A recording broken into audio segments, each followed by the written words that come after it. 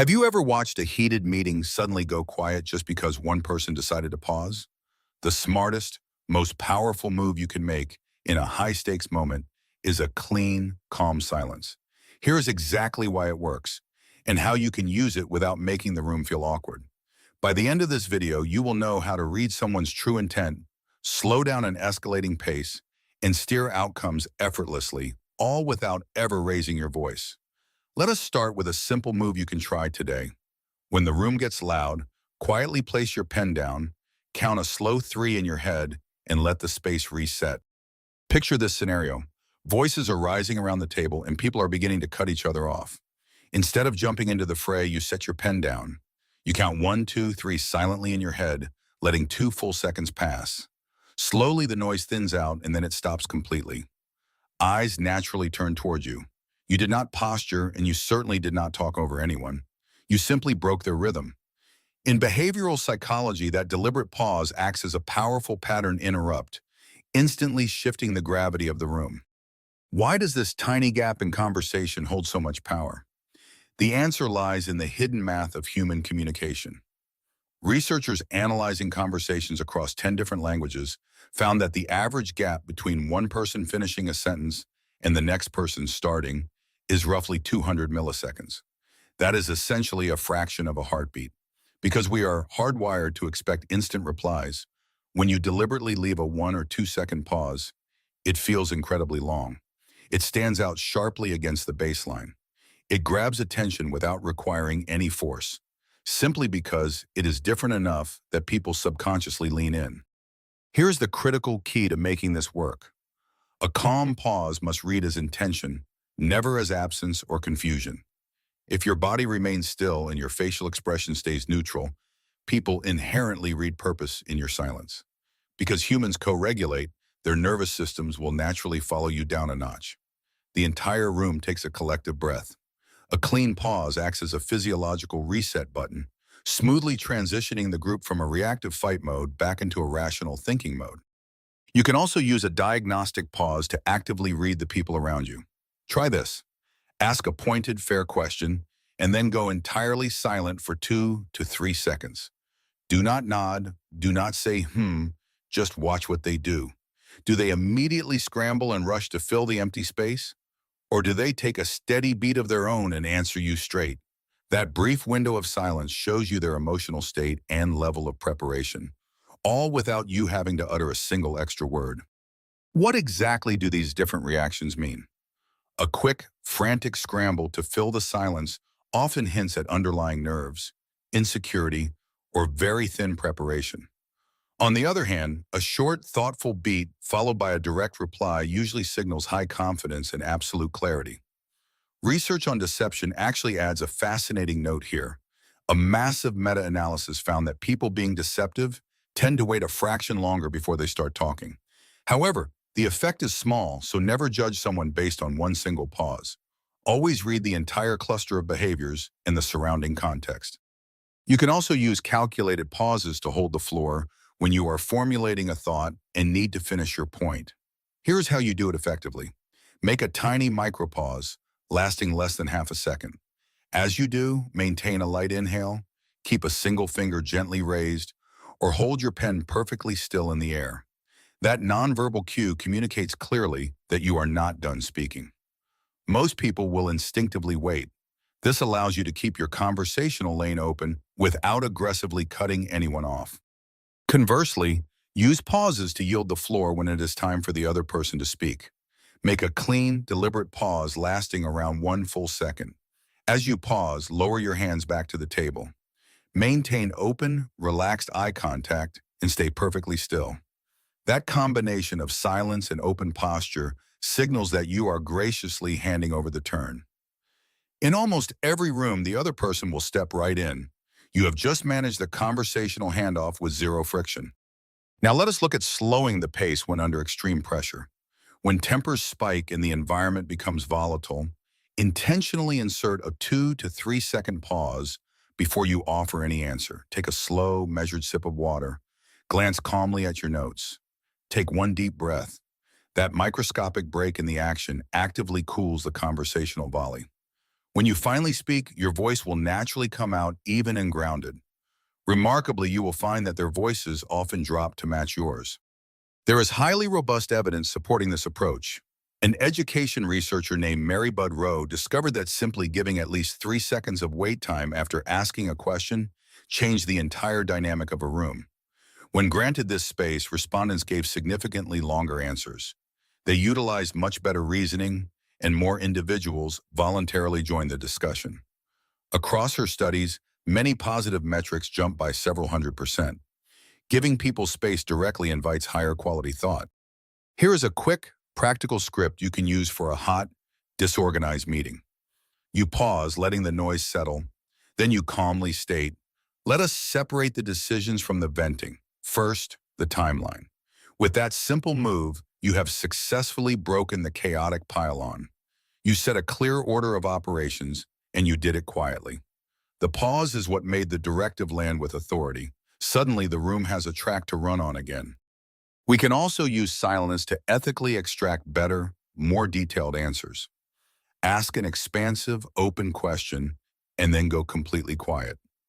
Give them a solid 2 to 4 seconds. Because human beings generally abhor a conversational vacuum, people will often add crucial details simply to fill the empty space. They will bring in specific numbers. They will casually name their own limits. You did not pressure them, interrogate them, or manipulate them. You just provided the room they needed to elaborate. This exact concept is the foundational idea behind the peace interview model developed for investigators in the UK. Instead of aggressive interrogation, investigators ask open prompts and then they actively wait. They strictly avoid rapid-fire questioning. They allow the person to give a complete, full account without facing a single interruption. Calm silence in this context is not a manipulative trick. It is simply profound, high-level listening that organically draws out the full, unvarnished story. Consider this real-world example. You are on a call with a vendor and you ask, "What is the total cost of ownership here?" Then you go absolutely quiet. 2 seconds pass, then 3. To fill the silence, they might add, "Well, maintenance is usually 12% after year 1, but we can actually waive that first year if procurement needs us to." That highly valuable detail only appeared because you did not rush to jump in or accept the first baseline. The space did the heavy lifting for you. Let us take this principle into a formal negotiation. Imagine a manager names a starting number that is noticeably lower than market rate. You hold neutral, relaxed eye contact for about 2 full seconds. You do not frown and you do not nod in agreement. Then you simply ask, "What flexibility is there on the base salary versus the sign-on bonus?"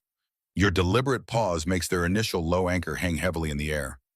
Often, the sheer weight of that silence compels them to either justify the low number or immediately improve it. Here's exactly why that tactic works so well. Anchor numbers feel sticky and legitimate when they float by unchallenged in fast conversation. A calm pause, however, puts that anchor on a brightly lit display. The other side frequently moves to alleviate the tension created by the silence. They might volunteer a signing bonus, reveal hidden budget bands, or tell you exactly where their real constraints are. Using silence is not an act of aggression. It is simply providing space that gently nudges the interaction toward clarity. You can absolutely use this exact same move outside of the workplace to protect your boundaries. Imagine you are on a date and the person makes a joke at your expense. Do not laugh it off to keep the peace. Instead, pause for 2 full seconds. Let the air clear and the comment hang. Then say, calmly and without anger, "That is not my kind of joke." You were not harsh, but you were incredibly measured. The boundary lands perfectly, and the social dynamic resets instantly. Here's a highly relatable family example. A parent lobs a guilt trip saying that you never call me anymore. Rather than getting defensive and listing all the times you did call, you take a sip of water. You wait 2 calm beats. Then you say, "It sounds like you have felt ignored lately. What is the part that worries you the most?" The intentional pause lowers the emotional heat. Your reframing question shifts the dialogue to a specific underlying issue, allowing you to solve a real problem rather than just trading emotional hits. Crucially, silence is your ultimate defense against fast-push manipulation tactics. Manipulators love to race the clock. They utilize now or never deadlines, stack multiple closing arguments, and fire questions at you faster than your brain can process them. Counter this by using a naming pause. Stop completely. Breathe. Give yourself 2 full seconds of silence. Then say, I do not make decisions on this kind of timeline. I will review this and get back to you tomorrow. That single pause permanently severs their tempo advantage. The absolute beauty of this defensive move is that it instantly returns the power of choice directly to you. You are not being rude and you are clearly not flustered. You are simply refusing to adopt their artificial speed. If they continue to push and pressure you, repeat your boundary line exactly one more time. Then completely stop talking. Your total silence communicates that the door is closed for the time being, allowing you to walk away with your standards perfectly intact. As with any psychological tool, you must mind the context. Tolerance for silence varies wildly by culture and by specific group dynamics. Some organizational cultures deeply value longer thinking gaps, seeing them as a sign of respect. Others prefer a fast, overlapping rhythm. Pay close attention to the local cadence. Match it when you need to build harmony, and strategically stretch it when you need to create space. But always do so gently and with awareness. Additionally, some settings demand immediate, quick answers. If you are being questioned about workplace safety, compliance issues, or legal matters, provide a clear answer first. In those high-stakes environments, long, dramatic delays can unnecessarily raise red flags. Once you have delivered the core factual answer, you can then add a short, deliberate pause to reestablish the pace of the room. Always prioritize clarity first, and then bring in the calm. When you are communicating on phone calls or virtual meetings, remember that many of your physical hold cues vanish. The other person cannot see your hand gesture or notice your breath.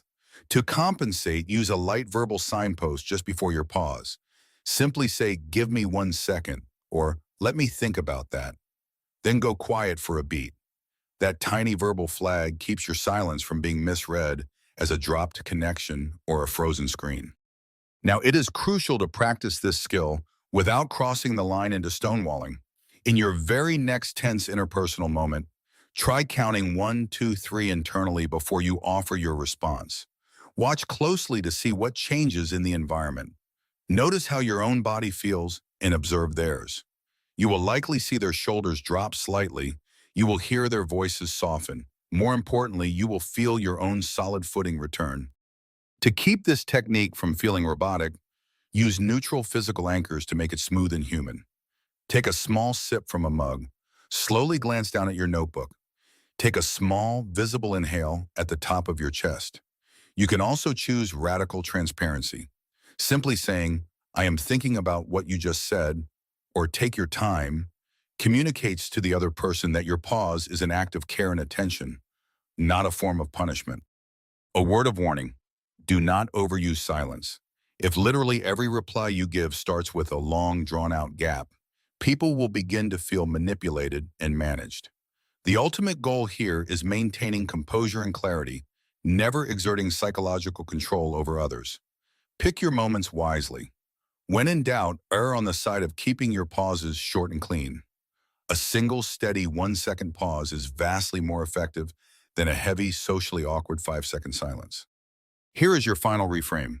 Silence is not empty. It is a manifestation of authority. It demonstrates that you possess the internal strength to sit comfortably in the space that other people desperately rush to fill. Here is your one move to try this week. After you ask your next important question, give the other person a clean 3-second window. Do not bail out at second number 1. See what information naturally surfaces. If this tactic gave you an edge, subscribe to Mind Mode and stop being the easiest person in the room to read. We provide the tools to help you read people, resist pressure, and stay grounded. Stick around for the next video. We will keep you steady in any room.